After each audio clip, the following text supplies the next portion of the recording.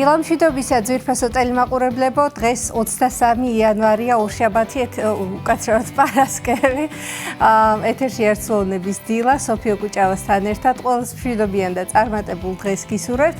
ჩვენ კი შევეცდებით, რომ საინტერესო გადაცემა შევგთავაზოთ. სანამ ნახავთ თუ ვინ არიან ჩვენ გადაცემის სტუმრები და რაზე შევაჩერებთ თქვენს ყურადღებას, მანამდე ერთად მოვისმინოთ საეკლესიო კალენდარი.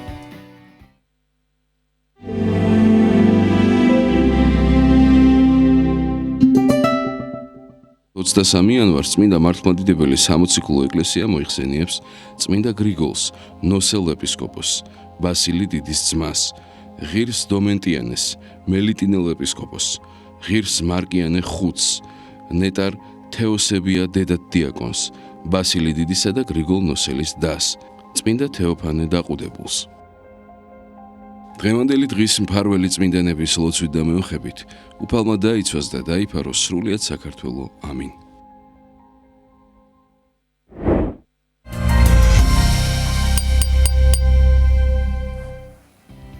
წმინდანთა მფარველობა არ მოკლებოდეთ თქვენ და სრულიად საქართველოს. ახლა კი რაც შეეხება ჩვენს დღევანდელ გადაცემას, თუ ვინ იქნებიან ჩვენი სტუდიის სტუმრები. გადაცემის პირველ ნაწილში შემოგვიერთდება საკვირაო სახარების განმარტებით. მოძღვართან ერთად ვისაუბრებთ ჩვენ რა თქმა უნდა იმაზე თუ კვირას რომელი სახარების რომელი ნაწილი წაიკითხება. ვაკეში მდებარე წმინდა ანდრია პირველწოდებული სახელობის ტაძრის მღვდელმსახური დეკანოზი საბა ჭიკაიძე იქნება ჩვენი სტუდიის პირველი სტუმარი. ვირუსები და პნევმონია, ზამთრის სეზონი, თემაზე სასაუბროდ შემოგვიერთდება ფთიზიატრი, პულმონოლოგი, მედიცინის მეცნიერებათა დოქტორი, თბილისის სახელმწიფო სამედიცინო უნივერსიტეტის პროფესორი ბატონი კახა ვაჭარაძე. ზამთარში მოყინული გზა ერთ-ერთი ყველაზე სერიოზული გამოწვევაა. მოგეხსენებათ, ყინული მნიშვნელოვნად ამცირებს საბურავის გზასთან მოჭიდებას, ზრდის დამხრუჭების მანძილს და იზრდება ავტოსაგზაო შემთხვევების რისკი. თუ რა უნდა გავითვალისწინოთ მოყინულ გზებზე მოძრაობისას, უფრო მეც ნინი მოგვიყვება, რომელიც გადაცემის დასკვნით ნაწილში სტუმართან ერთად ჩაგვერთვება. ვფიქრობ, საინტერესო და სასარგებლო რჩევებით დაიტვირთება დღევანდელი ჩვენი ეთერი. ახლა ვნახოთ ამდის პროგნოზი, ერთად შევიტყოთ, როგორი ამდია მოსალოდნელი დღეს თბილისსა და მთელ საქართველოში.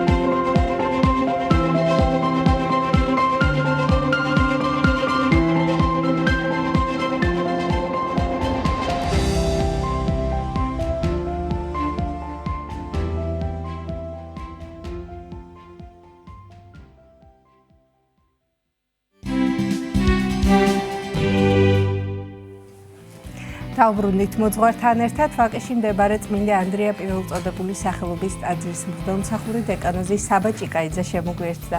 დილამშვიდობის მამისება, მადლობას მოგხსენებთ მოგზაურობისთვის. გვადლობთ. მამასაბამ დღეს პარასკევია და ტრადიციისამებრ ყოველ პარასკევს მიმოვიხილავთ ხოლმე სახარების იმ კონკრეტულ ნაწილს, რომელსაც მოისმენს კვირას წირვაზე მისული მრევლი. რომ გითხრათ, რომელი სახარების რომელი ნაწილი იკითხება და გავამახვილოთ შემდგომ ყურადღება იმ მნიშვნელოვან ასპექტებზე, რომელსაც მოიცავს თავად ეს მუხლი. დიდი სიამოვნებით. ორი სახარება იკითხება, ორივეს უცებ ერთს მოკლედ შევეხები ძალიან, იმიტომ რომ მაინც იმის გამო რომ ნათლისღების სადღესასწაულო დღეებში იმყოფება ეკლესია, ნათლისღების შემდგომი სახარებაც იკითხება და იქ არის მოთხრობილი ძალიან მოკლედ იმის შესახებ, როგორ შეიპყრობენ იოანე ნათლისმცემელს და რომ ამის შემდეგ უფალი, ეხლა ძალიან მოკლედ ვიტყვი ამას, ისედაც მოკლე სახარება არის და ყველაზე მნიშვნელოვანი აქ არის ის, რომ უფალი იწყებს ზუსტად იმ სიტყვებით ქადაგებას, რა სიტყვებითაც ქადაგებდა იოანე ნათლისმცემელი. შეინანეთ, რამე თუ მოახლებულ არ სასუფეველიცად, რადგანაც ეს არის აი მართლაც ესეთი გადამრჩენელი სიტყვები ყოველი ადამიანისთვის სინანულის გარეშე და სინანული თავისთავად სინდაბლის გარეშე წარმოუდგენელია ადამიანის გული გაიხსნას ღმერთის მადლის მისაღებად. რაც შეეხება ძირითად დღის სახარებას, ეს უაღრესად მნიშვნელოვანი გახლავთ, იკითხება მეზორე ზაქესთან დაკავშირებული სახარება და რითი არის ახლა ეს მნიშვნელოვანი სანამშრომლო თხრობას დავიწყებდეთ, რომ ყველაზე მნიშვნელოვანი არის ალბათ იმითი, რომ ამ დღიდან ეკლესია იწყებს უკვე მომზადებას მოწმეებისას დიდი მარხვისათვის. ამას მოყვება შემდგომ უკვე შემდეგ კვირას მეზორისა და ფარისევლის კვირა, შემდეგ იქნება უძღებიშვილის კვირა, ყველიერის კვირა, რომელიც საშინელი სამჯეროს ხსენების დღე გახლავთ და შემდეგ იწყება უკვე წმინდა დიდი მარხვა. ანუ ამით იწყება უკვე მომზადება ეკლესიისა და მოწმეებისა დიდი მარხვისათვის. ახლა მოდი მივყვეთ თვითონ სახარებას, რას მოგვითხრობს ეს სახარება და რითი არის ჩვენთვის განსაკუთრებულად მნიშვნელოვანი. ეს სახარება ალბათ ყოველ მორწმუნეს, რომელსაც ერთხელ მაინც სახლი უკურთხებია, უსმენელი აქვს. იმიტომ რომ სახლის კურთხევის დროს სწორედ ეს სახარება იკითხება, ნიშნად იმისა, რომ სწორედ უფლის მისვლით მეზორე მათეს სახლში იკურთხა სწორედ მისი სახლი. ახლა მოდი მოვყვეთ თხრობას რა ხდება ამ დროს. უფალი გზად გამოივლის იერიქონს. იერიქონში ცხოვრობს ზაქე. ვინ არის ზაქე? ზაქე ის გახლავთ თავარი მეზორეთაი. ნახეთ, ეს არ არის უბრალოდ მეზორე. ეს არის მეზორეების უფროსი. ახლა რატო ამახვილებთ ამაზე ყურადღებას? მოდი ჯერ ვთქვათ, ვინ არიან მეზორეები. მეზორეები იყვნენ ყველასათვის საძულველი ადამიანები. ებრაელებს გულისხმობ, რა თქმა უნდა, იმიტომ რომ ესენი იყვნენ ტომით ებრაელი ადამიანები, რომლებიც მუშაობდნენ დამპყრობელებისთვის. მოდი ესე ვთქვათ, იმიტომ რომ რომაელი დამპყრობელებისთვის თავისივე თანამოძმეებისაგან კრებდნენ ხარკს და აძლევდნენ იმ დამპყრობლებს და იმ დამპყრობლებისაგან დიდრდებოდნენ და მათთვის და რა თქმა უნდა ამ ხალხისაგან ნაძარცვი ფულით, ხო? ეს ზვერი ძველქართულად გახლავთ იგივე ხარკი, რომელიც იკრეფებოდა, მეხარკეები იყვნენ ეს ადამიანები და კრებდნენ ამ ხარკს. დღევანდელი გაგებით რო ვთქვათ, მებაჟეები, მაგრამ რა თქმა უნდა, მე დღევანდელ მებაჟეებს არავის შეურაცხყოფას არ ვაყენებ, დღეს ეს ძალიან ისეთი ცივილური პროფესია, მაგრამ იმ პერიოდში ეს იყო ძალიან ისეთი დასაძრახი პროფესია, იმიტომ რომ ხალხის საკუთარივე ხალხის ძარცვის ხარჯზე მდიდრდებოდნენ ეს ადამიანები. ესენი იყვნენ უგულო ადამიანები, რომლებსაც არ აინტერესებდა ქონდა ადამიანს, არ ქონდა რაც მოსათხოვი იყოს, თხოვდნენ, სულ სახლი გაეყიდა, უნდა გაეყიდა და უნდა გადაეხადა ის ხარკი, რაც ეკისრებოდა მას რომის იმპერიისაგან. ეხლა თქვენ წარმოიდგინეთ, მეზორეები ყოველთვის იყვნენ მდიდრები, აქედან გამომდინარე, მათ ყოველთვის ჰქონდათ ფული. ეხლა თქვენ წარმოიდგინეთ მეზორეთა უფროსი. მათ. ეხლა როგორი უნდა ყოფილიყო ჯერ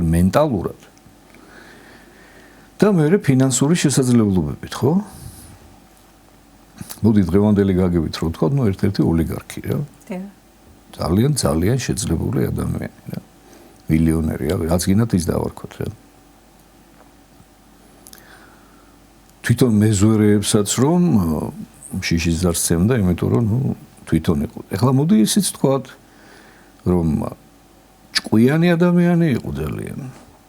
ნაკითხი ადამიანი იყო, იმიტომ რომ შეუძლებელია სხვანაირად გამختارიყო მეზვერეების უფროსი, ხო? ეხლა შეიძლება უბრალოდ მეზვერე მარტო იმიტომაც გამختارიყავი, რომ გამყიდველი ხარ, იქაც კი ჭკუა უნდა, მაგრამ ეხლა მეზვერეების უფროსი რომ გამختارიყავი, ამას ცოტა მეტი გონიერება ჭირდებოდა და მეტი რაღაცა სხვა შესაძლებლობები, რაღაცა ინტელექტუალური, ხო? ეხლა უბრალოდ ჩვენ რატო ყვები ამას ყველაფერს, ძალიან მნიშვნელოვანია რომ წარმოვიდგინოთ მეზვერეს ზაქეს, ხო, აი პორტრეტი თვითონ, აი ტიპაჟი, ვინ არის ეს, რომ ჩვენ ეს რაღაცა ხელთ წამოსაკრავი ადამიანი არ გვეგონოს რა. ეს საკმაოდ ჭკვიანი ადამიანია და ეხლა თხრობის განმავლობაში უფრო და უფრო მიხვდებით რა. და რა ხდება? ნახეთ, გაიგებს რომ უფალი მოდის. ეხლა ნახეთ საინტერესო რა არის აქ რომ რა უნდა ეხლა ეს ზაქეს მოდი ვიკითხოთ რა. მას ხომ ყველაფერი აქვს. მას ხომ არაფერი არ აკლია ამ ქვეყნიური. ამ ქვეყნიური მას ყველაფერი გააჩნია. იმაზე მეტი, ბევრად მეტი, აი როგორ გითხრათ რა, აი ჩვენ რო ვიტყვით ხოლმე რა, რომ აი რო ვიძახით ხოლმე თქვა, ეხლა ძალიან შეძლებულ ადამიანებზე რომ საშვილი შვილობდა, საშვილთა შვილთა აქვს ეს ქონება და აგროვილი ხო, რომ აი შვილი შვილმაც კი ხელი რო არ გაანძიოს, რომ თავზე საყრელი იქნება. აი ეგრე აქვს რა ამ კაცს რა. არაფერი საზრუნავი არ აქვს ხორცილ დარგში, მატერიალური. არც ის არ იკითხება სადმე თქვათ სახარებაში რომ ან თვითონ კონდეს რაღაცა ჯანმრთელობის პრობლემა, ან რომელიმე ოჯახის წევრს კონდეს ჯანმრთელობის პრობლემა და ამიტომ ეძებდეს უფალს. ხო არის მაგალითად ხრობა სახარებაში, როდესაც არიან ადამიანები, ვისაც თუნდაც იგივე იაიროსი ხო, რომელიც კი არის ახლა შეძლებული ადამიანი, მაგრამ ცუდად არის ძალიან, იმიტომ რომ 12 წლის შვილი უკვდება და იმიტომ სთხოვს უფალს მისვლას, ხო? ამ ადამიანს არაფერი არ აწუხებს. აბსოლუტურად არანაირი გაჭიროება და პრობლემა არ აქვს, თუ არ ჩავთვლით იმას, რომ უბრალოდ ტანდაბალია და ტანმორჩილია, მაგრამ ესეც არ აწუხებს. არსად არ ჩანს აბსოლუტურად, რომ მას რაღაცა კომპლექსები ქონდეს იმის გამო, რომ თქვა ტანდაბალია და ამის გამო რაღაცა პრობლემა ქონდეს რა. არანაირად აბსოლუტურად რა. მიღებული აქვს მას თავისი გარეგნობას, თავისი სიმაღლეს, თავისი სოციალური მდგომარეობაც, ყველაფერი აბსოლუტურად. მას დავსვათ შეკითხვა რა. რა იძულებს ამხელა თანამდებობის მქონე კაცს? ამხელა თანამდებობის მქონე კაცს? საგადასახადოს უფროსია რა, მოდი ესე ვთქვათ რა. რა იძულებს ამ კაცს თანამდებობის პირს, რომ იმდენად აინტერესებს დაინახოს უფალი. თან ახლა მას ხომ არავითარი ილუზია არ აქვს იმისა, რომ ქრისტე მას ეტყვის, რომ მე დღეს შენთან უნდა მოვიდე. მეგეთი რამე ვერც კი წარმოუდგენია ამას და რა ხდება? რა იძულებს, რომ იმდენად უნდა მისი ნახვა, რომ ხეზეც კი ადის. ლეღვის ხეზე ადის. წერია ესე პირდაპირ სახარებაში, რომ ახდა ლეხსულელსა. რამ თუ ჰასაკითა იყო მცირე, ანუ ტანდაბალი რო იყო, იმ მაღალ ადამიანებში იცოდა, რომ ვერ დაინახავდა უფალს, თვალს ვერ მოკრავდა. და ხეზე ადის ეს თამოყარე ადამიანი, თანამდებობის პირი ადამიანი, ხა ხო ყველა დასცინებდა მას. რომელიც ყველა შიშის ზარს სცემდა, თავად ეს აქციელი არ იქნებოდა. როგორი სასაცილოა ხო ისი და ხმან წინასწარ იცის რომ დასცინებენ მაგის გამო, მაგრამ ესეც არ ადარდებს. არ ანაღლებს ეს. იმდენად დიდია მასში სურვილი დაინახოს ქრისტე. დაინახოს, ხვდებით რაზეა საუბარი? არ არის აქ საუბარი იმაზე, რომ თქვა მას აქვს იმისი რაღაცა ფიქრი, რომ უფალი მას დაელაპარაკება, მას მიეცემა საშუალება ქრისტესთან კონტაქტის, არა. დანახვა უნდა. რატო უნდა იცი დანახვა? იმიტომ რომ რაღაცა ისეთი რაღაცები გაიგო მის შესახებ. რამაც ძალიან დააინტერესა და რატომ დააინტერესა? აი ეს არის ყველაზე მთავარი შეკითხვა. ნახეთ. ადამიანი, რომელიც ერთი შეხედვით არის გამყიდველი, ხო? თავისი ერის მოღალატე. მოღალატეებად მიიჩნევდნენ მეზვერეებს ებრაელები, რა. იმიტომ რომ მუშაობდნენ სხვა ქვეყნის ადამიანებზე რა, იმათ ინტერესების დასაცავად. უზრუნველყოფილია მატერიალურად. უზრუნველყოფილი საშვილთაშვილოდ. ჯანმრთელობის პრობლემა არ აქვს, არც თავისი ოჯახის წევრების არავის, ხომ? ოჯახი რო ყავს ფაქტია, იმიტომ რომ მის სახლში მიდის. რა უნდა უფლისაგან? ამ გაჭირვებული ღარიბი უქონელი ადამიანისაგან. აი რა უნდა, რატო აინტერესებს ესე ძალიან რომ დასაცინადაც კი ხდის თავს და ესეც კი არ ადარდებს. როგორი ცხოველი ინტერესია რაღაცისა მასში, აი ეს არის ძალიან მნიშვნელოვანი რა და ინახეთ რა არის. ეს რატომ ხდება, იცით, იმიტომ რომ ზაქეს სულ სხვა რამ აინტერესებს. აი ამიტომაც არის რომ ჩვენ არასოდეს გარეგნულად არც ერთი ადამიანი არ უნდა განვიკითხოთ რაღაცა მისი სოციალური მდგომარეობის გამო, თუნდაც მისი ცოდვის გამო, არასოდეს არ უნდა განვიკითხოთ ადამიანი, იმიტომ რომ ღმერთის გარდა არავინ არ იცის რა ხდება იმ ადამიანის გულში, იმ ადამიანის სულში, რა პროცესია. თუნდაც შენ რომ მისი ცოდვა დაინახე, შენ არ იცი იმ ცოდვის შემდეგ მის გულში რამხელა სინანულია. რა ხდება მასა და ღმერთს შორის, ეს ჩვენ არ ვიცით, ეს მხოლოდ ღმერთს მაინც. ეხლა აქაც ნახეთ, თურმე აღმოჩნდა, რომ ეს კაცი, რომელიც ესე ყველასაგან დასაძრახი კაცია, მის სულში სულ სხვა პროცესები მიმდინარეობს. იმ ადამიანს ჭეშმარიტება აინტერესებს. იმ ადამიანის გულში სინანული, იმ ადამიანის გულში სინდისი ცოცხალია და ის სინდისი ეუბნება მას, რომ შენ არასწორად იქცევი. არ იქცევი სწორად. და ამ ხორციელი ეს ყველაფერი კი უზრუნველყავი შენთვის და შენი ოჯახისთვის საშვილიშვილოდ, მაგრამ ამაში არ არის ბედნიერება. რაღაცა სხვა არის, რომელიც უფრო მნიშვნელოვანია, რომელიც ამ ცხოვრების აზრია. ნახეთ, ზაქი არის ადამიანი, რომელიც ჩაფიქრებულია თავისი ცხოვრების და ადამიანის ცხოვრების ზოგადად საზრისზე. ის ხვდება, რომ ეს ყველაფერი ეს ხორციელი. ხოლო დროებით ის ხედავს უამრავ ადამიანს, რომლებიც გარდაიცვალნენ. და ის ქონება ოხრად დარჩათ მას.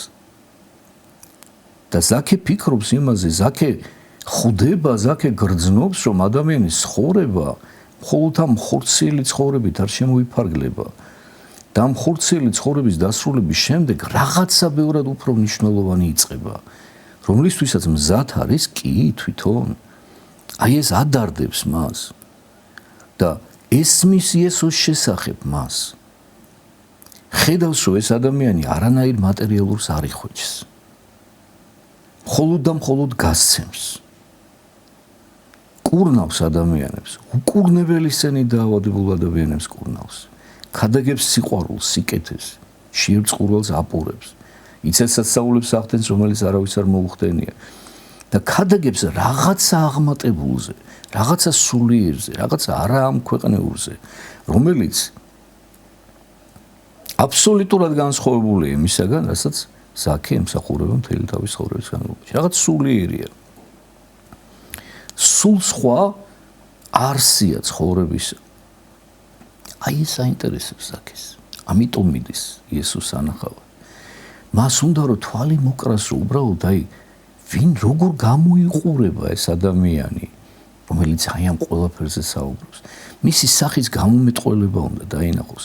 მისი მზერა უნდა მოიპაროს, რომ დაინახოს, რომ როგორია, თვალებში უნდა რომ შეხედოს უფალს.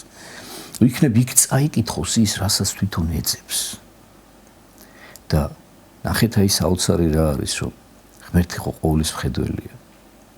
ღმერთმა ხომ ეს ყველაფერი იცის და ღმერთმა რომ ეს ყველაფერი იცის და მის გეგმაში რო შედიოდა ზაქესთან მისვლა, ეს ჩანს, როცა ჩაივლის ზაქესთან და ეტყვის ხეზეა სულ ზაქეს. აი რატომ უნდა შეეხედა ხეზეა სულ ზაქესთვის, ხო? იმდენი ადამიანი იყო, ეგ ვიღაცა გიჟია ხეზე ამძრალი, ხა რატომ უნდა გაინტერესებდეს, ხო? არა, ზაქესთან ჩერდება და თან სახელით მიმართავს ზაქე. თარასე უნდა ისწრაფე და გარდამოხეთ. იჩქარეო. იმიტომ რომ მე კიდე რაღაცა ბევრი საქმეები მაქვს და მოდი ხა შენ იჩქარე. ჩამოდი მაგ ხიდან. ხო ხედავ დაგინახე, მე ისედაც ვიცოდი და სახელიც ვიცი შენი ხო ხედავ. რამე თუ დღეს სახლს ეშინა შენსა ჯერ არ შემეყოფაია, ნახე, შენ სახლში უნდა მოვიდეო. უნდა მოვიდე ნიშნავს რომ ეს დაგეგმილი მაქვს. მე იმიტომ გამოვიარე ზაქე რომ შენთან ვაპირებდი მოსვლას და შენთან ჩემი მოსვლით ძალიან ბევრი ადამიანისთვის ძალიან ბევრი რამე გახდება ნათელი. ნათელი გახდება თუნდაც ის რომ არ უნდა განიკითხონ არც ერთი ადამიანი. და ისინი გაიგებენ რომ შენც აბრაამის შვილი ხარ, როგორც ბოლოს უწოდებს მას. ზაქე ჩამოხდება სასწრაფოდ, ზაქე თავის ყურებს არ უჯერებს. ჩამოხდება სასწრაფოდ და სასწრაფოდ გაიქცევა სახლში და მოქცევა დაბზრიალდებიან ყველანი გაშლიან სუფრას, რა თქმა უნდა, ეხა იქ არ გაუჭირდებოდათ, იმიტომ რომ შესაძლებლობა ყველაფერი ქონდა. უფალი მიდის მასთან. ცხადია რომ უფალი მარტო არ მოძრაობს, უფალს მოწაფეები დაყვებიან და დაყვება კიდე უმრავი ადამიანი. ძალიან ბევრი ადამიანია როგორც ჩან შეკრებილი ზაქესთან. შედის და ზაქე უმასპინძლდება უფალს და საინტერესო ამბავია რომ ზაქე იწყებს თვითონ თავისი პირით, აი აქ ჩანს ზუსტად რომ ზაქეში სინდისი ცოცხალია ძალიან და ამბობს ესეთ რამეს ეუბნება უფალს რომ უფალო ზოგი ნაყოფთა ჩემთაიო მივსე გლახაკდაო. ანუ მოწყალია ზაქე როგორც აღმოჩნდა და ეხა ეს ვინმე მიცოდა, ხო რავინ არ იცოდა. ხო და თურმე ის თავის ქონებას გაჭირვებულებს გლახაკებს უნაწილებს. ზოგი ნაყოფთა ჩემთაიო, ხო? და უკვე თუ ვისმე ცილი დავსდები, მიოგო 4 წილიო. თუ იმისთვის რამე წამირთმევია უცილი დამიწამებიაო. იმდენს კი არ უბრუნებო, რამდენი წავართიო, 4 მაქვს უბრუნებო მას. ხა თქვენ წარმოიდგინეთ, როგორი ცოცხალია მაშინ სინდის. როგორ აწუხებს, ის ძალიან კარგად ხვდება, რომ რასაც აკეთებს. არ არის რა. ღვთის წინაშე სათნო. მას მისი სინდისი ეუბნება, რომ რაღაც არასწორს აკეთებს. აი კიდევ ერთხელ გეუბნებით, ზაქე ჭკვიანი ადამიანია. ზაქე ძალიან მოდი ისიც თქვა რა, რომ აი ხა როგორ შეიძლებოდა რომ გამختارიყო მეზორეების უფროსი, ხო? ამ ცხოვრებისეულად მოკლედ ძალიან გამოქიქილი და ძალიან გაცვეთილი, აი რომ ვერავინ ვერაფერში ვერ მოატყუებს და იქით რო შეუძლია ყველას გამოყენება და აი ამ ცხოვრებისეული გაგებით ძალიან ჭკვიანი ადამიანია, ძალიან ჭკვიანი. და რას ამბობს? ეუბნება რომ მე ესე ვიქცე. უფალს ეუბნება ის კი ხვდება რომ უფალმა იცის, იმიტომ რომ უფალმა რა კი სახელით მიმართა და მასთან მივიდა სახლში, კი ხვდება უკვე ვისთან აქვს საქმე, რომ გულთან ხილავია, მაგრამ მაინც თავისი პირით ახსარებასავით ეუბნება, რომ მე ვიცი უფალო რომ ცოდვილი კაცი ვარ. ვიცი რომ არასწორი ცხოვრების გზა მაქვს არჩეული და ეს ჩემი ქონებაც რაც მაქვს, მოგროვილი არასწორი გზით მაქვს მოგროვილი, მაგრამ მე ამ ყველაფერთან ერთად ვცდილობთ რომ რაღაცა კომპენსაცია მოვახდინო ამის და სიკეთეებს ვაკეთებ. და თუ მე დამიჩაგრი ემას პატივცემ ისევ რა და ვცდილობ რომ ავნაზღავრო ის დანაკლისი და იმაზე მეც ვაძლევ ვიდრე წავართვი თავის დროს. ანუ მე ვნანობ ამას ყველაფერს უფალო, მე ვხვდები რომ ეს არ არის ჩემი ცხოვრების არსი, მე ამიტომ გეძებდი შენ, მე ამიტომ მიხარია შენი ამ გლახაკი უქონელი ადამიანის სტუმრობა ჩემს სახლში, რომ მე ვხედავ რომ შენ რაღაცა ისეთი მნიშვნელოვანი გაქვს, რაც მე არ გამაჩნია და რასაც მე ვეძებ, რასაც მე ვესწრაფი. შენ გაქვს ეს ყველაფერი, აი როგორც თავის დროზე თუ გახსოვთ პეტრეს და მოციქულებს რო ეუბნება უფალი, რომ თქვენც ხო არ გინდათო ჩემგან წასვლაო. როცა ხალხი მიატოვეს, როცა სასწრაფოზე იწყებს გადაგებას და სიტყვანი ცხოვრებისანი შენ აქ ქონანო და ჩვენ საწავიდეთ შენგანო მაცოცხლებელი სიტყვები მოდისო და ჩვენ სად უნდა წავიდეთ, ანუ ამას ეუბნება პეტრე, რომ ჩვენ სწორედ ამისთვის ვართ შენთან, რომ შენ მარადიული სიცოცხლის წყარო ხარ და შენი პირიდან სწორედ ეს სიტყვები ამოდის. ამ შემთხვევაში ზაქეს დამოკიდებულებაც სწორედ ეს არის, ის ეუბნება უფალს, რომ მე კი ეს ყველაფერი მაქვს ვარ, მე ვხედავ რომ ეს ყველაფერი არაფერი არ არის აბსოლუტურად. მე შენ გიყურებ უფალო, მე გხედავ რომ შენ ხარ უმდიდრეს, მე კი არა ვარ მდიდარი, მე ვარ უგლახაკესი ადამიანი. იმიტომ რომ ეს ჩემი ხურცელი სიმდიდრე არაფერი არ არის, სიკვდილთან ერთად ჭია შეჭამს და სხვას გადაეცემა და მე მინდა რომ სულიერი სიმდიდრე მოვიხუჭო და ამის წყარო შენახარ და მე ამას ვხედავ და ვგრძნობ და უფლისაგან საოცარი სიტყვები ნახეთ. დღეს იქნა ცხოვრება ის სახლისა ამის. ეუბნება. დღეს გადარჩე შენი სახლეული, ზაქეს ეუბნება. რამე თუ ესეცა შვილი აბრაამის იარს. და ამას ამბობს უფალი ყველა ადამიანის გასაგებად, მიაქციეთ ყურადღება. ყველა ადამიანისთვის გასაგებად ამბობს, რომ შვილი აბრაამისია ეს. აბრაამის შვილობა იყო ყველაზე დიდი პატივი და ყველაზე აღმატებული ეპითეტი, რაც შეიძლებოდა ადამიანს მიიღო იმ პერიოდში. დღესაც თუ გინდა რომ ებრაელს ასიამო, რომ უნდა უთხრა, რომ შენ ჭეშმარიტად აბრაამის შთამომავალი ხარო და თავის შეიძლება ჩაგეხუტოს და გადაგეხვიოს.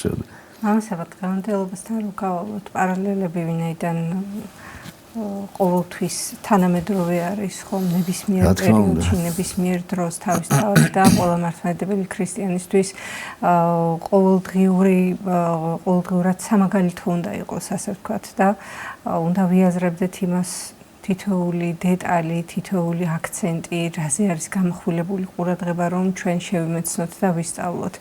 მიუხედავად იმისა, რომ დღევანდელ დღეს ასე ხელმისაწვდომია ყველაფერი აბსოლუტურად, ტაძრები ღია, მრავალი მოძღვარია, რომელთანაც შეგვიძლია მივიდეთ, ვისაუბროთ, თუ რამე არ ვიცით, გავიგოთ, ყველა კითხვაზე მივიღოთ პასუხი. მაინც თითქოს ვერ ვახერხებთ იმას, რომ უფალი დავინახოთ და მისი ჭეშმარიტება შევიმეცნოთ. რა გვიშლის ხელს და როგორ უნდა მოვიქცეთ იმისათვის, რომ უფალი შემოვიდეს ჩვენს გულში. ძალიან ისეთი ბევრი რამის მომცველი შეკითხვაა სოფო ეს და ალბათ ბევრი შეიძლება ამაზე ვისაუბროთ, მაგრამ ესე მაქსიმალურად ლაკონურად რო გიპასუხოთ ამ შეკითხვაზე, ალბათ გვიშლის ხელს ჩვენი ეგოიზმი, ჩვენი ამპარტავნება, ჩვენი თავკერძობა და ის რომ ადამიანს მუდმივად გონია და იტყუებს თავს და ატყუებს მას ბოროტი ძალა, რომ ღმერთის გარეშე შეუძლია რომ რაღაცა გააკეთოს, რომ იარსებოს თუნდაც უფლის გარეშე. და აი მთელი ის ცხოვრებაში დაშვებული ყველა განსაცდელი, რომელიც უფლისაგან ეშვება ადამიანის ცხოვრებაში, ერთადერთ რამეს ემსახურება, რომ ადამიანის გულში სიმდაბლე შემოვიდეს და ამდაბლოს ადამიანი და დაანახოს, რომ შენ ღმერთის გარეშე ხიდან მოწყვეტილი ტოტი ხარ. და მეტი არაფერი. რომელიც მხოლოდ და მხოლოდ იმდენ ხანს იცოცხლებს, რამდენი ხანიც მიყვება ის ხიდან შემორჩენილი სიცოცხლე მას და შემდეგ უკვე მოკვდები. აი ამისთვის არის, ამიტომ არის ყველა განსაცდელი, რომ დაგამდაბლოს ღმერთმა, დაგანახოს, რომ ნუ გგონია ცალკე გამოცალკევებულად ღმერთისაგან, ამ საყოველთაო ჰარმონიისაგან თავი რაღაცა. სინამდვილეში შენ ღმერთის გარეშე არაფერი არ შეგიძლია. მაინც დგება ჩვენს ცხოვრებაში ის მომენტი, როდესაც ხვდებით, რომ უფლის გარეშე ჩვენ არარანი ვართ და არაფერი არ შეგვიძლია. სამწუხაროდ ყველა ვერ ხვდება. ღმერთი ამასაც ცდილობს ყველასთან, რომ ეს მიახვედროს. მაგრამ სამწუხაროდ ყველა ვერ ხვდება. ყველა რო ხვდებოდეს, მაშინ ჯოჯოხეთი არ იარსებებდა. მაშინ ყველა გადარჩებოდა, იმიტომ რომ ეს გადამრჩენელი მიხვედრა არის. ამას თუ მიხვდი, ჩათვალე რომ უკვე ძალაფეხი სასწავლოში გიდგას.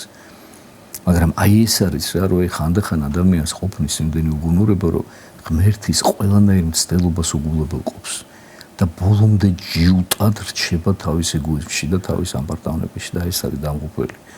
და ზუსტად აი ეს დღევანდელი სახარებაც სწორედ ამიტომ არის მნიშვნელოვანი, რომ ჩვენს თავში უნდა ვიპოვოთ ის ზაქე. ჩვენ ხშირად აი შემდეგი კვირა რომ მეზორისა და ფარისეულის კვირა, ეხა ბევრჯერ გაგვიმახვილებია სასულიერო პირებს ყურადღება ამაზე, რომ ყველა საკუთარ თავს რატომღაც ადარებს მეზორეს. და ესე არ არის რა, მოდი ფარისეულსაც შეადარე შენი თავი. და იქნებ ფარისეული დაინახოს შენს თავში, ზუსტად ის ფარისეული, რომელიც ხოს თავს ამეტებს. აი თუნდაც შენი ეკლესიურობით, რო გგონია რომ ვიღაცაზე უკეთესი ხარ, თუნდაც იგივე ეკლესიურ ადამიანზე, შენს მოძმეზე. ან თუნდაც არა ეკლესიურზე. აი ეს უნდა დაინახო შენს თავში უნდა იპოვო ის ზაქე მეზვერე. და მერე იმ ზაქე მეზვერეს რო იპოვი, მერე ეცადო რომ იმ ზაქე მეზვერის გონიერება და სინანულიც აღმოაჩინო. და უფლის სიტყვები, ბოლო სიტყვებია ძალიან მნიშვნელოვანი დღევანდელ სახარებაში, რომელიც არ გითხოვს, რომ დასკვნა რა არის უფლის ნახეთ, როცა იტყვის რომ ესეცა შვილი აბრაამისი არის, რამე თუ მოვიდა ძე კაცისა მოძიება და ცხოვრება წარწმენდულის, აი მიზანი უფლის მოსვლის ამ ქვეყანაზე. როგორც ამბობს ერთგან, რომ მე მართალთა მოსაწოდებლად კი არ მოსულ ვარ, ცოდვილების გადასარჩენად მოვედი. მათ გადასარჩენად ვარ მოსული. მათ საცხონებლად ვარ მოსული. სამკურნალოდ ვარ მოსული. მონანული ადამიანების შესაწყნარებლად ვარ მოსული აქ. ხო და გადარჩენა კიდევ ერთხელ ვთქვათ, ხო? არის სინანულში, აღიარებაში საკუთარი დაცემულობის, საკუთარი ცოდვილობის. აი მაშინ მივემსგავსებით ჩვენს აქეს სინანულს და მაშინ გადავრჩებით ჩვენს. გმადლობთ მამასაბა მობრძანებისთვის, როგორც ყოველთვის საინტერესო საუბრისთვის. თქვენ კი შეგახსენებთ სტუდიის სტუმარი გახდათ ვაკეში მდებარე წმინდა ანდრია პირველწოდებული სახელობის ტაძრის მღვდელმსახური დეკანოზი საბა ჭიკაიძე. ამასობაში 9 საათი შესრულდა, ერთად აღვავნოთ უბლისადიდებელი ლოცვა და დაგიბრუნდებით გადაცემის სხვა სტუმართან ერთად დაგველოდეთ.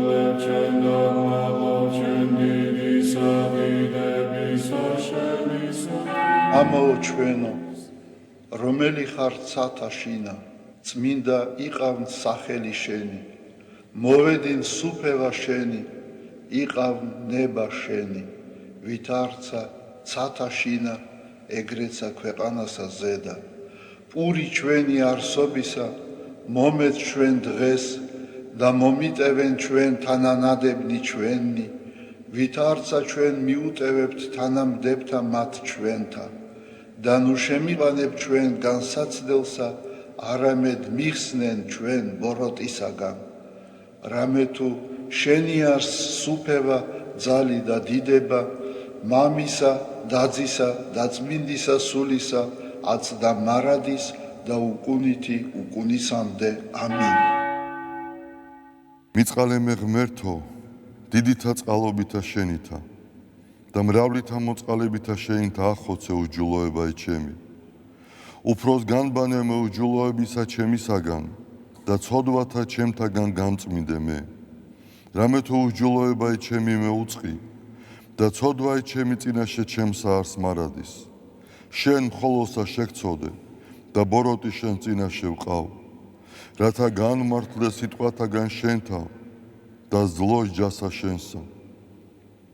რამე თუ ესე რა უჯულოებათა შინა მიუდგა და ცოდვათა შინა მშამე დედამან ჩემო. რამე თუ ესე რა ჭეშმარიტება შეიყვარე, უჩინონი და დაფარონი სიბნისა შენისანი გამომიცხადენ მე. მასხურო მე უსუბითა და განწმინდე მე. განბანო მე და უფროს თოვლისა განსპეტაკნე, მასმინო მე გალობაი და სიხარული და იხარებნე ძვალნი დამდაბლებულნი. გარე მიაქციე პირი შენი ცოდვათა ჩემთაგან და ყოველი უჯულოებაინ ჩემნი ახოცე. გული წმინდა დაბადე ჩემთანა ღმერთო და სული წრფელი განმიახლე გვამსა ჩემსა. ნუ განმაგდებ მე პირისა შენისაგან და სულსა წმინდასა შენსა ნუ მიმიღებ ჩემგან. მომეც მე სიხარული მაცხოვარებისა შენისა და სულითა მთავრობისათა დამამტკიცე მე. ვასწავლე უჯულოთა გზანი შენი და უღმრთონი შენ და მოიქცენ. მიხსენ მე სიცხთაგან ღმერთო, ღმერთო ცხოვრებისა ჩემისაო. იხარებდეს ენა ჩემი სიმართლესა შენსა, უფალო, ბაგენი ჩემნი აღახვენ და პირი ჩემი უთხრობდეს ქებულებასა შენსა. რამე თუ უკეთუმცა გენება, მსხვერპლი შემცა მეწირა, არამედ საკვერთხი არ აგთნდეს. მსხვერპლი ღმრთისა არს, სული შემოსრული, გული შემოსრული და დამდაბლებული ღმერთმან არა შეურაცხყოს. კეთილი უყვა უფალო ნებითა შენითა სიონსა და აღეშენენ ზღუდენი იერუსალიმისანი, მაშინ გთნდეს მსხვერპლი სიმართლისა შესაწირავი და ყოვლად დასაწველი, მაშინ შესწირნენ საკურთხეველსა შენსა ზედა ზვარაკნი. დიდება მამასა და ძესა და წმინდასა სულსა, აწდა მარადის და უკუნითი უკუნისამდე. ამინ. ალილუია, ალილუია, ალილუია, დიდება შენ და ღმერთო. ალილუია, ალილუია, ალილუია, დიდება შენ და ღმერთო. ალილუია, ალილუია, ალილუია, დიდება შენდა, ღმერთო ჩვენო, დიდება შენდა.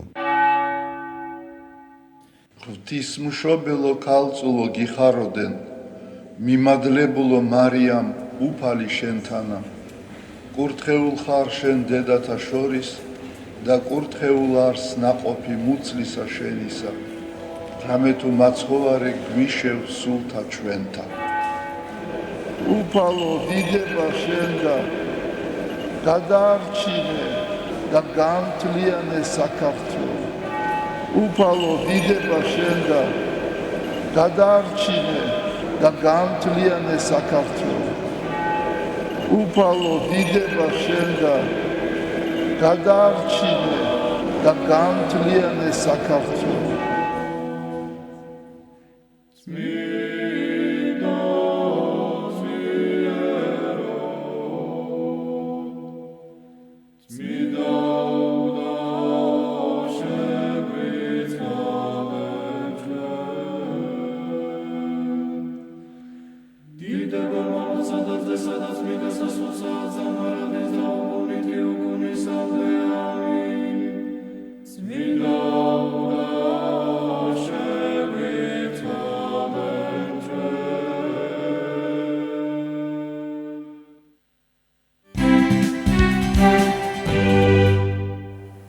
დავბრუნდით პირდაპირ ეთერში სტუმართან ერთად მნიშვნელოვან საკითხებზე სასაუბრო და ამ პერიოდისთვის ზამთარში აქტუალურ საკითხებზე ვირუსები და პნევმონია ზამთრის სეზონზე. თემაზე სასაუბროთ შემოგვიერთდა ფთიზიატრი, პულმონოლოგი, მედიცინის მეცნიერებათა დოქტორი, თბილისის სახელმწიფო სამედიცინო უნივერსიტეტის პროფესორი ბატონი კახა ვაჭარაძე. დილამშვიდობის ბატონო კახა. დილამშვიდობის, მოგესალმებით. მოგახსენებთ მობრძანებისთვის. მადლობა მოწვევისთვის.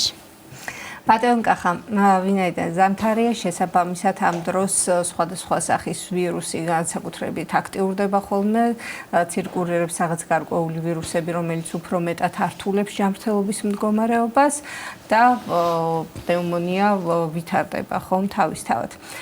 უფრო მეტ წილად რომ გავამახვილოთ ყურადღება იმაზე, თუ როგორ უნდა დავიცვათ თავი იმისგან, რომ სხვადასხვა ვირუსები არ გართულდეს იქამდე, რომ პნევმონიამდე მივიდეს. საქმე, ასე ვთქვათ, მის გართულებებზე. მოგესალმებით, კიდევ ერთხელ დიდი მადლობა მოწვევისთვის. როგორც ყოველთვის თქვენი გადაცემები აქტუალურია, დროულია და შეიცავს იმ მნიშვნელოვან ინფორმაციას, რომელიც ასე რიგად მნიშვნელოვანია ჩვენი საზოგადოებისთვის.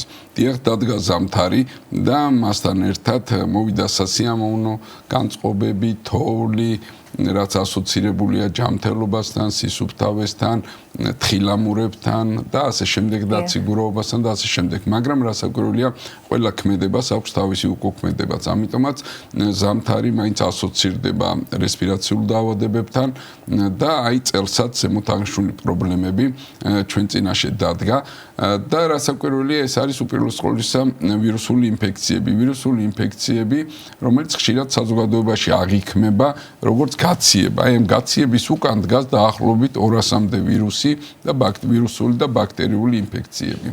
აი სწორედ ვირუსული ინფექციების ერთ-ერთი გართულება ეს არის უკვე პნევმონიები. პნევმონიები ცალკე დაავადებას და ნოზოლოგიას წარმოადგენენ, მას აქვს თავისი კოდიც კი ICD-10, ასე ვთქვათ, დაავადებათა კლასიფიკაციის კოდში და ის წარმოადგენს ერთ-ერთი ვირუსების შემდეგ ერთ-ერთ ყველაზე უფრო გავრცელებულ დაავადებას მსოფლიოში და მათ შორის საქართველოშიც. რაც შეეხება პრევენციას, პრევენცია ბუნებრივად არის ჯანსაღი ცხოვრების წესი და რაც მთავარია იმ წესების დაცვა, რომელიცაც ხშირად თქვენ ტელევიზიით, სხვა ტელევიზიებით, მასმედიის საშუალებით ექიმები და მედიცინის სფეროსთან დაახლოებული პირები მოუწოდებენ ჩვენ მოსახლეობას. ეს არის სეზონურად ჩაცმა, ჯანსაღი ცხოვრების წესი და რასაკვირველია, განსაკუთრებული მნიშვნელობა ენიჭება ქრონიკული დაავადებების მქონე პაციენტების ასე ვთქვათ, მართვას და მეთვალყურეობას, რათა არ მოხდეს იმუნოდეფიციტის ფონზე უკვე არსებული ვირუსული ინფექციების გამწვევება და მისი გადასვლა ბაქტერიულ ფლორაში. დიახ, და გარკვეული ჰიგიენური ნორმების დაცვა თავისთავად, რაც უწყობს ხელს სხვადასხვა ვირუსის განვითარებას და გადატანებას და გავრცელებას. ბატონო კახა, რას წარმოადგენს თავად პნევმონია და რა გართულებები შეიძლება მოხვეს ამ ყველაფერს და როგორ უნდა მივხვდეთ, რომ ვთქვათ, საწყისი ეტაპი არის, რაც თავის დროზე ყოველთვის დროზე მიეხედება, ასე ვთქვათ, და დროზე მიმართავთ შესაბამის სპეციალისტს, თავისთავად გართულებები უფრო ნაკლები იქნება. მაგრამ მე ვთქვათ, ისიც, რომ არ გამოგვეპაროს ეს ყველაფერი და გართულებისკენ რომ არ წავიდეს, მანამდე რა სიმპტომებით გამოირჩევა, რომ მივაქციოთ ყურადღება, რომ დროულად მოხდეს მიმართვიანობა. მოგახსენებ, უპირველეს ყოვლისა, სანამ ჩვენ გადავალთ სიმპტომო კომპლექსზე, საჭიროა მივცეთ კლასიფიკაცია პნევმონიებს, ხომ? საზოგადოება საკმაოდ განათლებულია და ასე ვთქვათ, განებივრებულია თქვენი სამედიცინო გადაცემებით. აქვე მინდა ხაზი გაუსვა, რომ პნევმონიები იყოფა არაჰოსპიტალურ, ანუ საზოგადოებაში ასოცირებულ პნევმონიებად, რაც ყველაზე ხშირია და დაახლოებით პნევმონიების 60-70%-ს მოიცავს. ასევე უნდა გამოვყოთ ჰოსპიტალური პნევმონიები, რომელიც თავის მიმდინარეობით კიდევ უფრო მძიმეა და თვით მისი დეფინიცია მიგვანიშნებს, რომ ეს დაავადება უკვე ჰოსპიტალში ვითარდება და ხდება მისი უფრო დამძიმებას თავის სიმპტომო კომპლექსი და მიმდინარეობით. ცალკე თემა ეს არის ასპირაციული პნევმონიები და რასაკვირველია პნევმონიები, რომლებიც დაკავშირებული არის იმუნოდეფიციტურ მდგომარეობაში. ეს არის სხვადასხვა ქრონიკული დაავადებები, ეს არის დაავადებები, რომლებიც დაკავშირებულია სხვადასხვა ჰორმონული პრეპარატების მიღებასთან, თქვათ კორტიკოსტეროიდი, ქიმიოთერაპიის შემდეგ და ასე. აივ ინფექციაში ციდა პნევმონიები, რასაკვირველი და ასე შემდეგ და ასე შემდეგ. თავისი მიმდინარეობით რასაკვირველია საზოგადოებაში ასოცირებული პნევმონიები, მათი მიმდინარეობა და გამოსავალი უფრო კეთილსაიმედოა. ეს არის არაჰოსპიტალური პნევმონიები, ანუ პნევმონიები, რომელთა მართვაც და მიცი დასნებოვნება უპირველეს ყოვლისა პაციენტის ხდება არა სტაციონარში და მისი მიმდინარეობაც უფრო კეთილსაიმედოა. ზოგადად ლეტალობა, ანუ სიკვდილიანობა პნევმონიების მერყეობს 5-დან 35%-მდე. აქვე უნდა აღვნიშნოთ, რომ პნევმონიების მიმდინარეობა და მისი კლასიფიკაცია დამოკიდებულია მის გამომწვევებზე.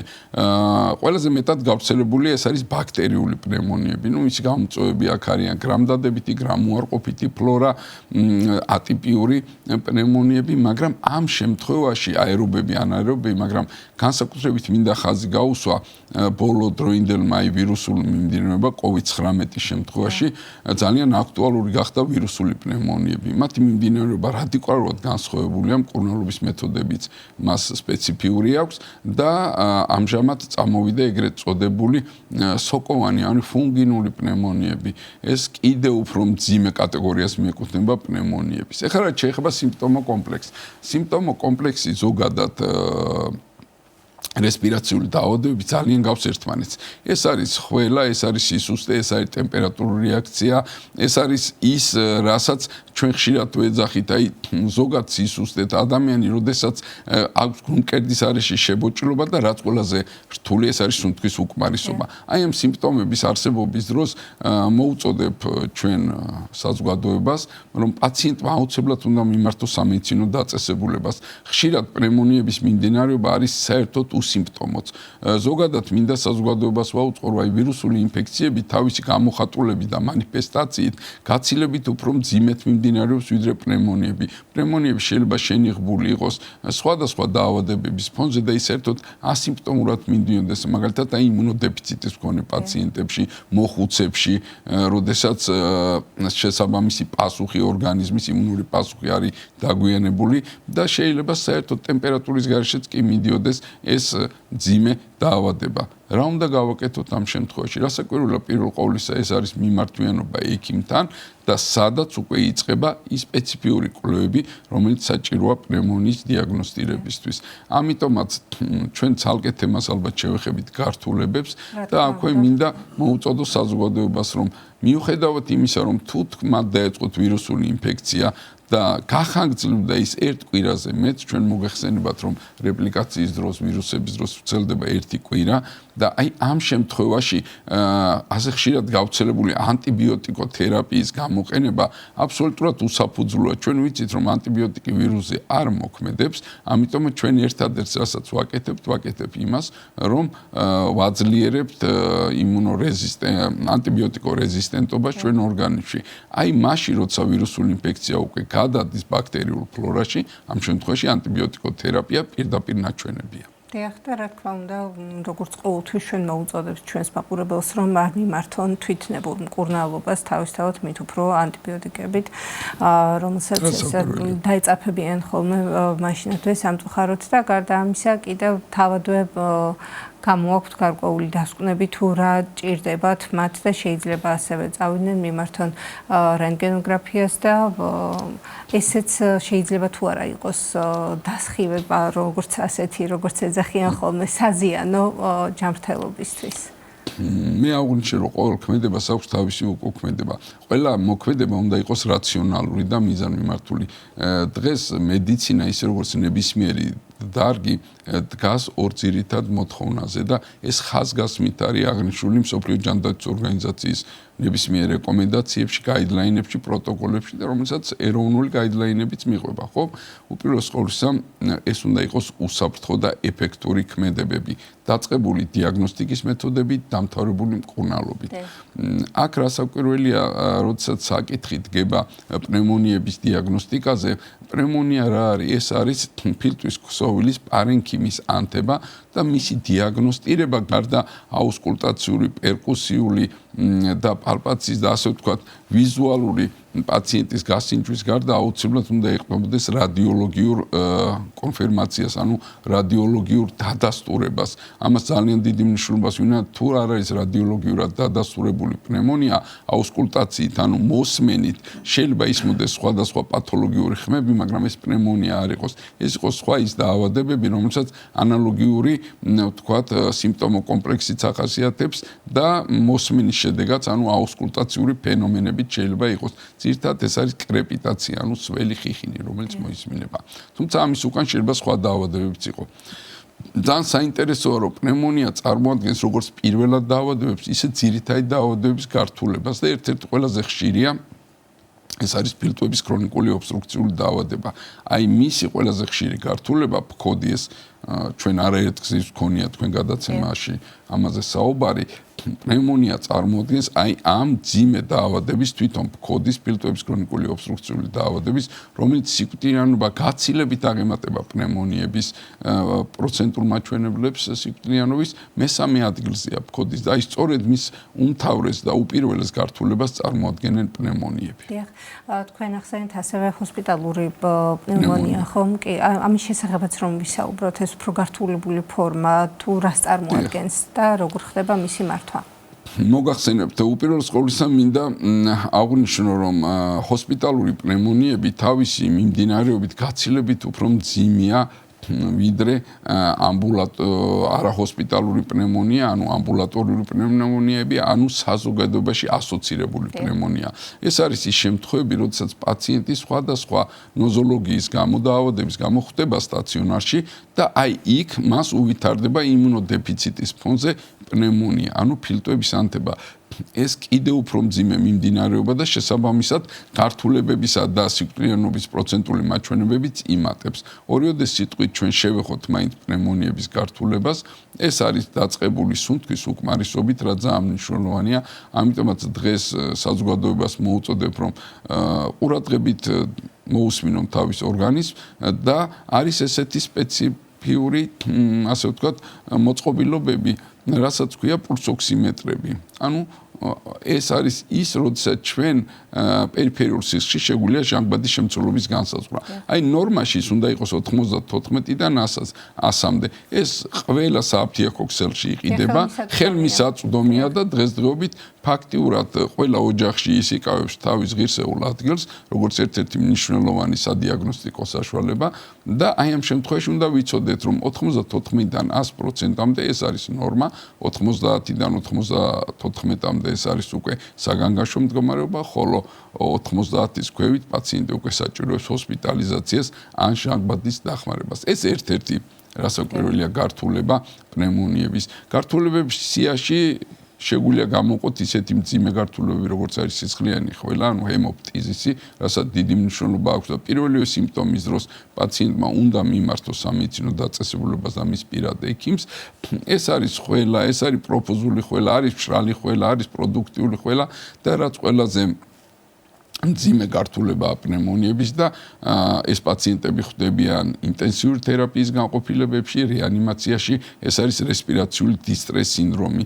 როდესაც რესპირაციული დისტრეს სინდრომი მოიცავს სუნთქვისწვავე უკმარისობას, ცხელებას, დესტრუქციას ფილტვებში, შესაბამისად პნევმონიების მიმდინარეობა შეიძლება იყოს ლატენტური, ანუ ფარული, ან ის იყოს დაკავშირებული უკვე მანიფესტაციასთან და გამოხატულთან. აი ამ შემთხვევაში დიდი ყურადღება უნდა იქნეს გამოჩენილი განსაკუთრებით იმ პაციენტების მიმართ, რომლებიც არიან იმუნოდეფიციტის მდგომარეობაში, ბავშვები, იმიტომ რომ მათი ჯანმრთელობა საკმაოდ ლაბილურია და უეცრად იცვლება და მძიმდება მდგომარეობა და რასაკითხველია მოხუცები, რომლებიც უკვე 70 წელს გადაცილებული არიან და პნევმონიის შკალები ძალიან ბევრია, მაგრამ ერთ-ერთი ყველაზე მნიშვნელოვანი და ასე ვთქვათ, ხელმისაწვდომი და პრაქტიკოსი ექიმისთვის გამოყენებიდი ეს არის CURB 65. აი ზუსტად 65 მიუთითებს ასაკზე პაციენტის, ვინაიდან 65 წლის ზევით პნევმონიების მიმდინარეობა და მიწის სიხშირე სულ უფრო და უფრო მატულობს.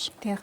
ბატონ კახა, ავადობის პერიოდში, როდესაც სხვადასხვა მწვავე ვირუსები არის, ასე ვთქვათ, რესპირატორული ვირუსები, ხომ?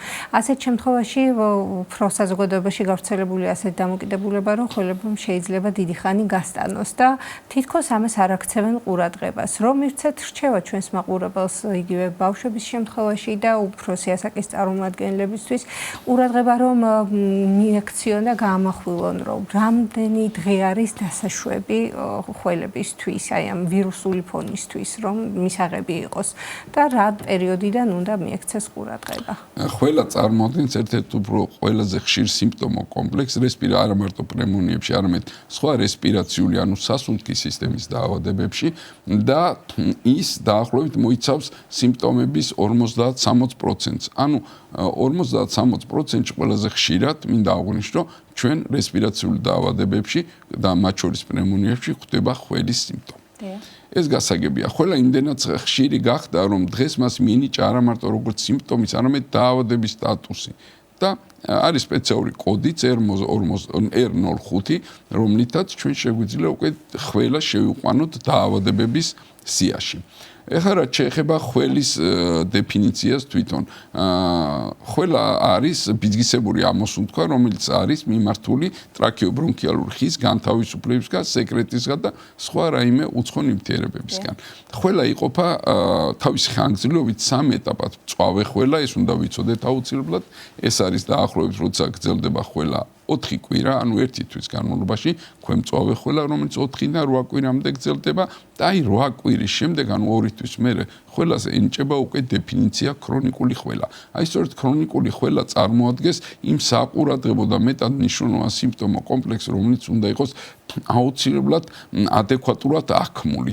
აი სწორედ ხველის ქრონიკული ხველიდან გამომდინარე, ჩვენ უკვე უნდა მივიტანოთ ეჭვი სხვადასხვა ქრონიკულ დაავადებებზე, ან იმ დაავადებებზე, რომელიც ბაზისური იყო, პაციენტი იყო დაავადებული, მაგრამ გამწვავდა, ვთქვათ, ისეთი დაავადებებით, როგორც არის პნევმონიები. კიდევ ვიმეორებ, რომ პნევმონიები თავისი მიმდინარეობით და ეტიოლოგით იყოფა როგორც ბაქტერიულად, ისე ვირუსულად, იღებს სოკოვანი პნევმონიები და ატიპიური და ასე შემდეგ და ასე შემდეგ.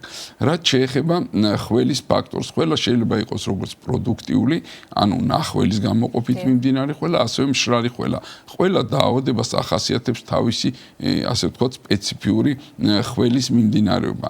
ამიტომაც, როდესაც ხველა გახანგრძლივდება და ჩვენ მას ერთ-ერთი ყველა გახანგრძლივებული ხველა ეს არის ინფექციურ ხველას უწოდებთ, პოსტინფექციური ხველა, რომელიც შეიძლება გაგრძელდეს თვეების განმავლობაში. რასაკვირველია ამ შემთხვევაში ჩვენ თავი არ უნდა დავიმშვიდოთ, რომ ეს მხოლოდ ლატენტურად მიმდინარე ხველაა და არ წარმოადგენს აგრესიულ ფაქტორს, პირველივე ესეთ გახანგრძლივებული ხვევის ეპიზოდში ჩვენ უნდა მიმართოთ ოჯახის ექიმს, პედიატრს, ალერგოლოგს, პულმონოლოგს თავისავთ, ფტიზიატრს, ვინაიდან ხველის ფაქტორის უკან შეიძლება იმალებოდეს ისეთი დაავადებები, როგორც არის ფილტვის კიბო, პნევმონიები, რასაკვირველია ჩვენ ვთქვით, ტუბერკულოზი, იდიოპათიური ფიბროზი, ბრონხოექტაზიური დაავადება, ცისტური ფიბროზი. ხედავთ, მთელი ჩამონათვალია იმ დიდი სისა, რომელიც შეიძლება მიმდინარეობდეს ხველის ფაქტორით. მნიშვნელოვანია დროული მიმართვიანობა. აუცილებლად რადიოლოგიური კვლევა ითვლება ერთ-ერთ ძალიან მნიშვნელოვანი და პარალელურად აუცილებლად ბაქტერიოლოგიური კვლევაც უნდა ჩატარდეს პაციენტთან მიმართებაში. ხა მოგზანებისთვის, საინტერესო საუბრისთვის და რჩევებისთვის, თქვენ კი შეგახსენებთ სტუდიის სტუმარი გახდათ ფიზიატრი, პულმონოლოგი, მედიცინის მეცნიერებათა დოქტორი, თბილისის სახელმწიფო სამედიცინო უნივერსიტეტის პროფესორი ბატონი კახა ვაჭარაძე.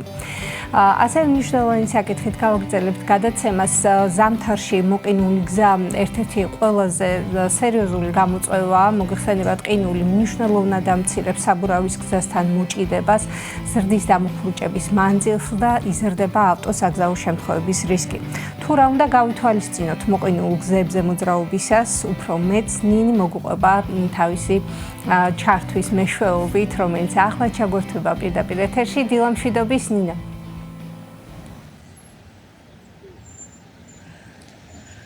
დილამშვიდობისა. ბოლო დღეებში დედაქალაქში უწყვეტად თოვდა, ხოლო ახლა ტემპერატურა საგრძნობლად დაბალია, რაც იმას ნიშნავს, რომ გზებზე გადაადგილება გართულდა. იმისათვის, რომ მძღოლებმა მაქსიმალური სიფრთხილე შეინარჩუნონ, აუცილებელია ზამთრის საბურავების დაყენება და სიჩქარის მინიმუმამდე დაყვანა. ჩემთან ერთად ახლა არის ფონდის პარტნიორობა საგზაო უსაფრთხოებისთვის დირექტორი ირაკლი იზორია და იგი უფრო საინტერესო რეკომენდაციებს და რჩევებს მოგცემს იმასთან დაკავშირებით, თუ როგორ უნდა გადავაადგილდეთ გზებზე უსაფრთხოდ. მოგესალმებით ბატონო ირაკლი. როგორც უკვე აღვნიშნე, ასეთი ამინდის პირობებში საკმაოდ რთულია გზებზე გადაადგილება და რამდენად დიდია ხოლმე რისკი საგზაო შემთხვევების.